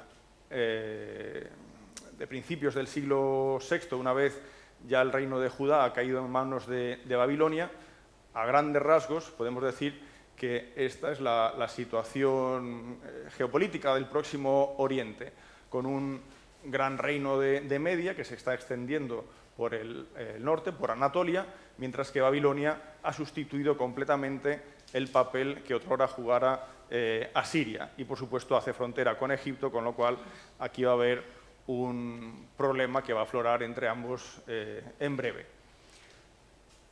Heródoto nos cuenta que Necao II fue el primer faraón en intentar crear un canal que comunicara el Nilo con el Mar Rojo. Esta también es una historia muy famosa, muy conocida, ¿no?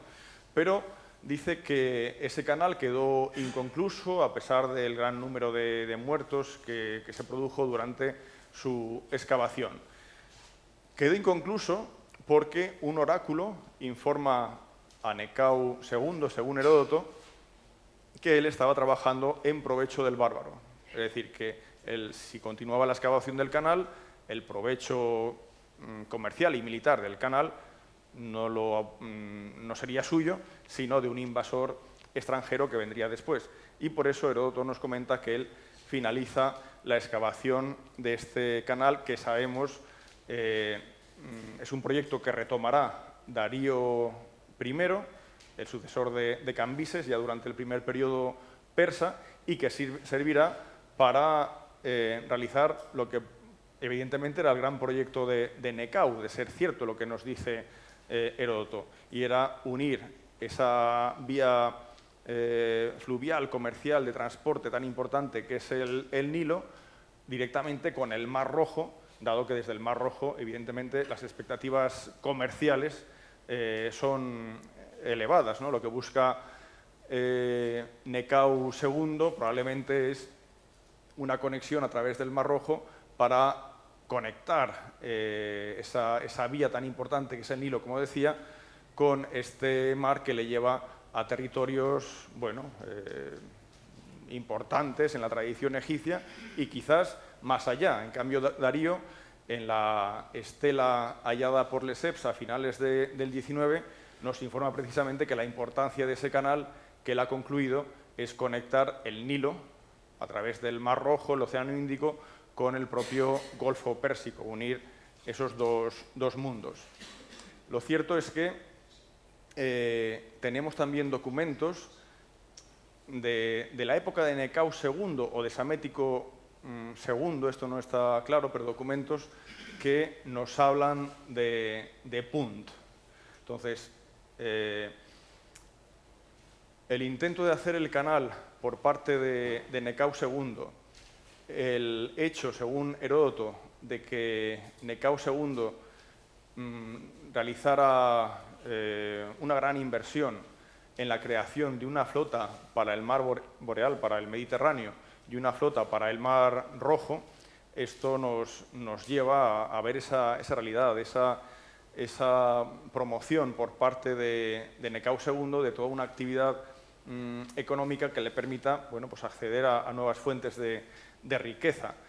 Según Heródoto, son trirremes lo que construye Necao para su flota, pero en los textos de la época se sigue hablando de barcos Quevenet o de almirantes de la flota Quevenet. Bueno, pues probablemente es una expresión que lo que hace es bueno, pues, asimilar lo que eran aquellos antiguos Quevenet que vemos en textos anteriores a los trirremes que ahora se utilizan en esa modernizada flota egipcia.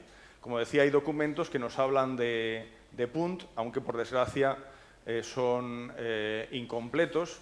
Probablemente estamos ante textos que nos hablan de intervención en el desierto oriental, camino a Punt, aunque no queda claro si la pretensión es alcanzar ese territorio o si simplemente se está hablando de los caminos que por el desierto oriental llevan a la región de Punt. Tenemos también otra historia bueno, muy conocida, que es esa supuesta circunnavegación de África por parte de una flota fenicia financiada por Necao II. Aquí la referencia, una vez más, es la de Heródoto. Se dice que navegando por el Mar Rojo, por el este de Libia, Libia es África, ven cómo Libia es una isla. O sea, se dice que se circunnavega esa isla que es África y que al cabo de 3 años, bueno, pues llegan estos fenicios financiados por los egipcios, llegan a Egipto. Claro, aquí hay hipótesis muy contrapuestas sobre la historicidad de este hecho, pero bueno, también podemos recordar periplos de la antigüedad que nos llevan a bueno, pues, marinos que llegan a puntos del oeste de África, etc. Pero claro, ciertamente pues, parece tremendo, ¿no?, pensar en aquella época una circunnavegación de África. Pero vemos que entra dentro de las intenciones de Necao II al hacer una gran flota, al intentar hacer el canal, ¿no?, entra en el mismo juego. También Necao II nos ha ofrecido un fragmento, una inscripción, que nos habla de un conjunto de barcos que van a ser empleados para una acción en Nubia, pero no sabemos nada más de esto. ¿Qué pasa por entonces en el territorio nubio? Bueno, de Necao II no tenemos más, pero sí que tenemos información de esa política en Nubia por parte de Psamético II, que desde el 595 ha heredado el trono de Egipto. Desde luego, de los documentos, el mejor es la llamada Estela de Xelal, una estela fechada en el año 3 de Psamético II, y nos informa de cómo ha habido un levantamiento en Nubia y cómo Psamético II ordena una intervención en ese territorio. No es la única estela que nos habla de esta intervención. También tenemos la estela de Tanis, restos de una estela de Karnak, pero la de Xelal es la más completa. Además, tenemos, como todos sabemos, esas inscripciones fenicias, carias, griegas, en los colosos de Abu Simbel, inscripciones en algunos casos interesantes porque incluso nos hablan de quién comanda las fuerzas egipcias, quién comanda a los mercenarios extranjeros para realizar esa intervención en Nubia. E incluso tenemos, por ejemplo, un documento posterior, que es la carta de Aristeas, donde se dice incluso que había un grupo de judíos, de hebreos, que participaron en esa campaña junto a los contingentes de origen griego.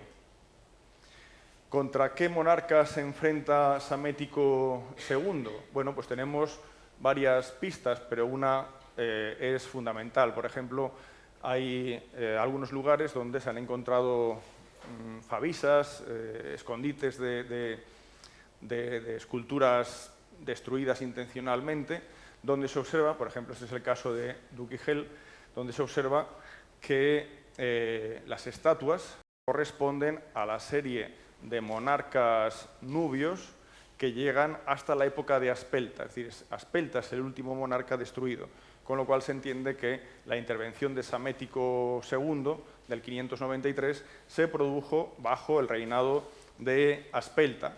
Esto, sin embargo, no debe llevarnos a una confusión que se produce, y es la siguiente. Psamético II sabemos que también, tras la campaña militar en Nubia, inicia una política de destrucción, de damnatio memoriae, de los nombres de los reyes nubios en Egipto. Muchos nombres están martillados.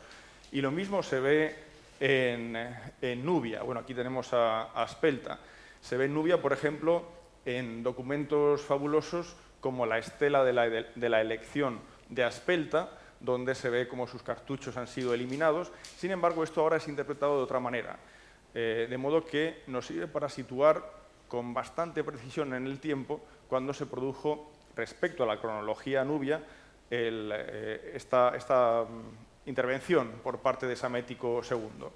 En la estela de la elección de Aspelta se indica como, resumiendo, fue en segunda ronda como Aspelta fue elegido rey en Napata. Hubo una primera ronda donde a nadie se eligió y en la segunda ronda fue elegido. Entonces parece que la elección de Aspelta como rey en Nubia no fue sencilla. Hubo pues un periodo turbulento. Entonces ahora se entiende más bien que estos borrones, no ya del nombre de Aspelta, sino, imaginaros, el nombre de su madre, de familiares femeninos, no de él, sino de familiares femeninos, también fueron borrados. Eso no lo hubiera hecho un egipcio que buscara la eliminación del nombre del rey Aspelta. Si eso se hubiera hecho en Egipto, se hubieran borrado los nombres pues, de las divinas adoratrices, hijas de reyes nubios, y no se hizo. Entonces ahora se entiende que más bien nos encontramos aquí con un reino nubio que bajo Aspelta durante sus 2 primeros años es aún turbulento, ¿no? Su elección no ha sido clara, y por eso tanto en esa estela de la elección, como en la estela del destierro de Aspelta, aparecen esos nombres o incluso su propia figura borrada. Esto quiere decir que probablemente la intervención egipcia se produjo entre el año 2 y 3 de Aspelta. La fortaleza de Dorginarti, cerca de Jor, cerca de Bugen, en la segunda catarata, se supone es de origen saíta, pero no está claro si hay que situarla a finales de Psamético I o es una fortaleza que crea Psamético II tras su intervención en Nubia, pero parece que sí es saíta. Tenemos otros textos posteriores, por ejemplo, el papiro demótico Rilans 9 nos habla de un hecho casi fantástico, que es un viaje no militar que realiza Psamético II, en el año 591 por la costa sirio-palestina, teniendo en cuenta que en esta época esa costa está bajo el dominio babilonio. Entonces, como vemos en el texto, es un viaje que parece casi de índole religiosa. No sabemos realmente qué se realiza en el viaje, pero es posible incluso que bajo ese manto religioso se esconda por parte de Psamético II el establecer una interacción con gobernantes de las ciudades de esta costa para plantear posibles rebeliones contra el monarca babilonio. En el papiro Rilan se dice que al regreso de Psamético II de este viaje, bueno, muere el faraón y por lo tanto sube al trono el faraón Apries. La estela de Agnès Neferibra nos dice que Psamético II murió en su 7º año de reinado. Estamos, por lo tanto, hacia el 589 a.C. Si vamos ahora al profeta Jeremías, nos dice: las fuerzas de Faraón salieron de Egipto y al oír hablar de ellos los caldeos que sitiaban Jerusalén, levantaron el sitio. Vemos nuevamente cómo hay problemas en la zona del reino de Judá, ahora gobernado por Sedecías, y cómo el faraón de Egipto, en este caso Apries, interviene en el lugar.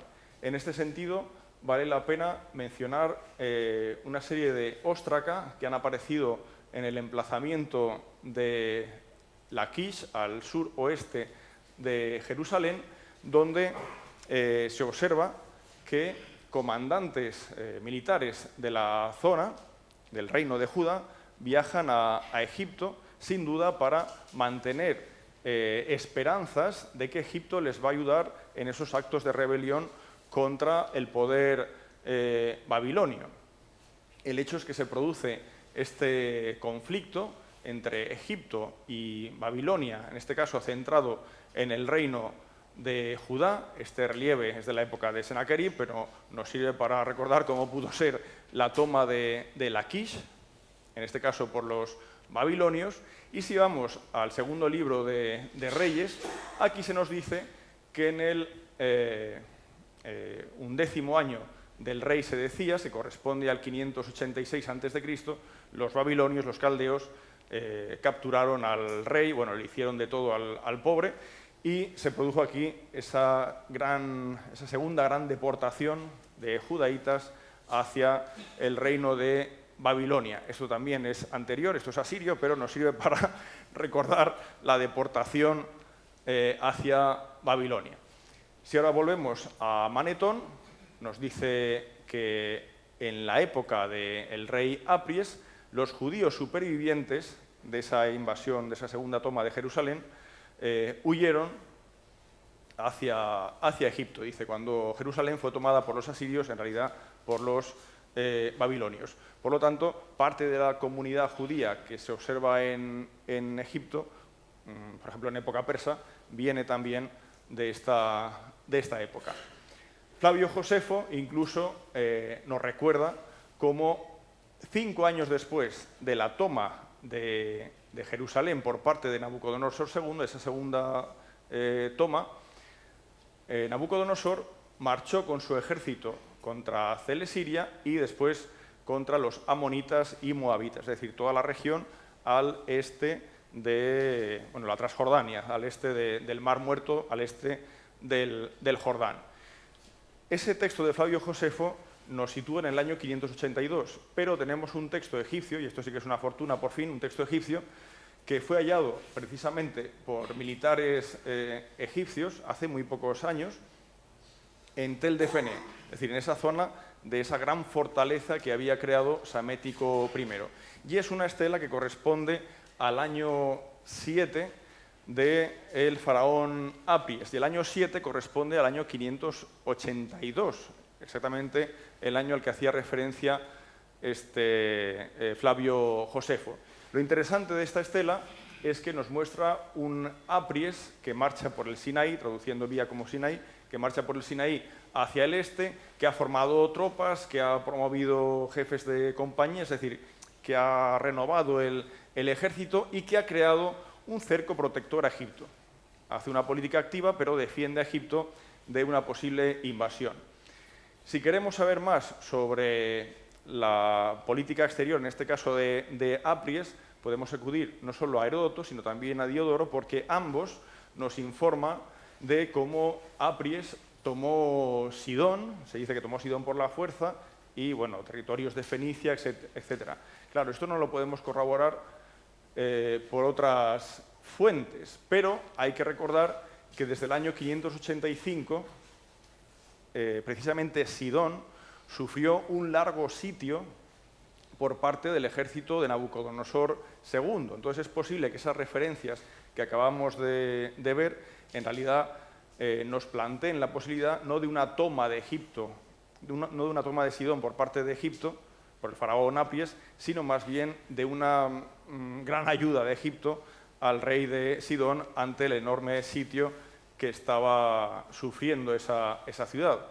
El profeta Ezequiel, además, nos habla de algo que no conocemos por la documentación, y es de una invasión, de una aparente invasión de Nabucodonosor II de Egipto. Se dice que el rey de Babilonia, porque así lo desea Yahvé, conquistará Egipto y saqueará sus riquezas. Pero no tenemos ninguna fuente extrabíblica, ni siquiera babilónica, que nos deje claro que esto ha ocurrido.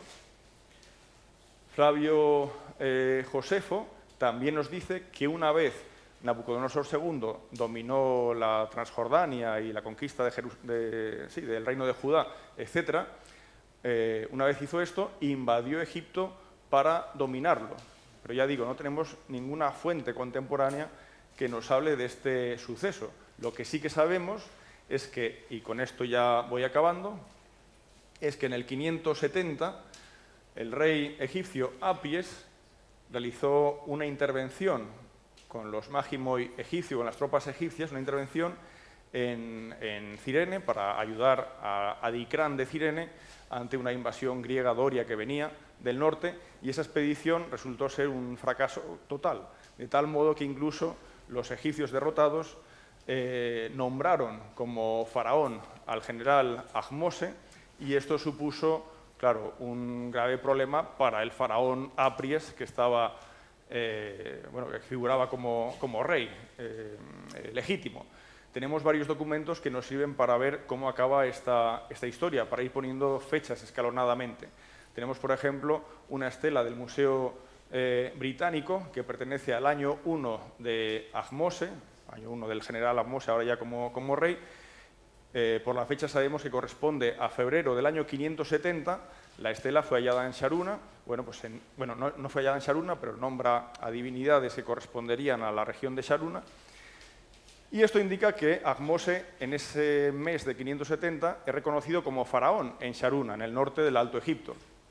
Pero después tenemos un papiro que corresponde al año 20 de Apries, que equivale a octubre del año 570, de modo que en octubre del 570 vemos como Apries sigue siendo reconocido como rey en Tebas, al menos en Tebas.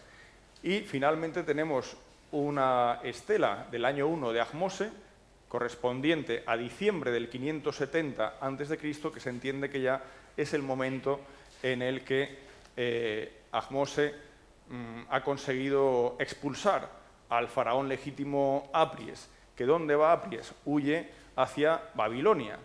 Y una vez huye hacia Babilonia, probablemente, porque esto ya no se sabe, pero probablemente va a ser usado por el rey de Babilonia como pieza que hay que recolocar en Egipto para hacer Egipto, bueno, pues un país marioneta quizás de Babilonia. Fijémonos en este documento, es muy bonito, es un documento del año 37 de Nabucodonosor II, que corresponde a este año de 568-567, que nos habla de un enfrentamiento entre Babilonia y Egipto, y nos dice cómo Egipto reunió tropas de Cirene, de Egipto, del Mediterráneo, para enfrentarse al rey de Babilonia. Claro, está en tan mal estado que no nos cuenta, no nos dice cómo acaba la historia.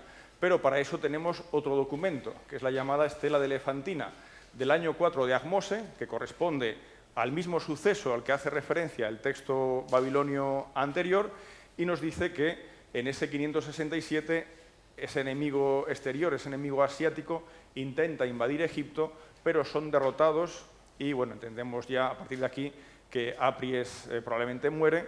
Lo que sí que sabemos es que Apries es enterrado con honores en Sais, una manera de legitimar ese poder por parte de Ahmose, que, bueno, ahora se convierte en rey de Egipto. Y, bueno, esto ya es otra historia. Muy bien, muchas gracias.